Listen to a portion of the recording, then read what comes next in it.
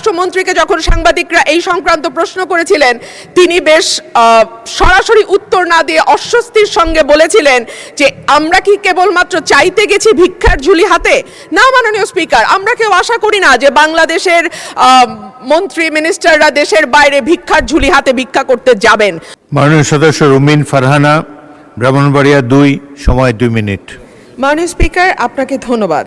মাননীয় স্পিকার, প্রতি বছরই বাজেট দেওয়ার সময় আমরা নির্ঝরের মতন স্বপ্ন দেখি এবং সারা বছর ধরে সেই স্বপ্নভঙ্গের ফল আমাদের ভোগ করতে হয়।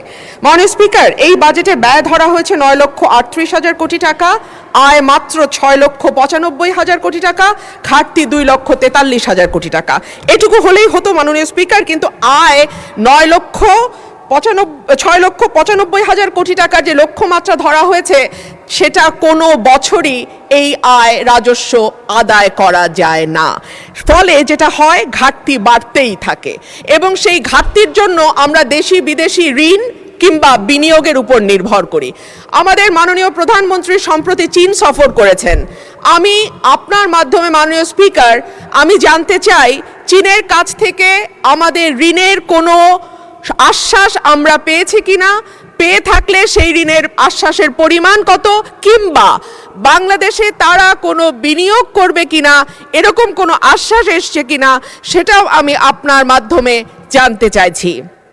মাননীয় স্পিকার, আমাদের পররাষ্ট্রমন্ত্রীকে যখন সাংবাদিকরা এই সংক্রান্ত প্রশ্ন করেছিলেন, তিনি বেশ সরাসরি উত্তর না দিয়ে অস্বস্তির সঙ্গে বলেছিলেন যে আমরা কি কেবলমাত্র চাইতে গেছি ভিক্ষার ঝুলি হাতে?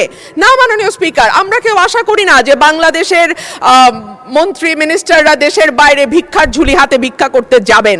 তবে একই সঙ্গে বাস্তবতার ব্যাপারে চোখ বন্ধ করে থাকলেও তো হবে না, কারণ আমাদের ঘোষিত ঘাটতি হচ্ছে 2,43,000 কোটি টাকা এবং সেই একই সঙ্গে গত 4 বছর ধরে বাংলাদেশে চলমান উচ্চ মূল্যস্ফীতি, অর্থনৈতিক প্রবৃদ্ধির মন্থর গতি, বেসরকারি বিনিয়োগের স্থবিরতা, রাজস্ব আহরণে বড় ঘাটতি, খেলাপি ঋণের বৃদ্ধি, ব্যাংকের তারল্য সংকট, জ্বালানি সরবরাহে অব্যাহত সীমাবদ্ধতা ইত্যাদির মুখোমুখি চলছি আমরা। সুতরাং আপনার স্বপ্নগুলো আকাশ ছুবে প্রবাসীর হেলিকপ্টারের মাধ্যমে। বিয়ে, জন্মদিন অথবা যে কোনো বিশেষ প্রয়োজনে হেলিকপ্টার ভাড়া করতে যোগাযোগ করুন স্ক্রিনে দেয়া নাম্বারে। প্রবাসীর হেলিকপ্টার, নিরাপদ ও সাশ্রয়ী বাহনের বিশ্বস্ত নাম।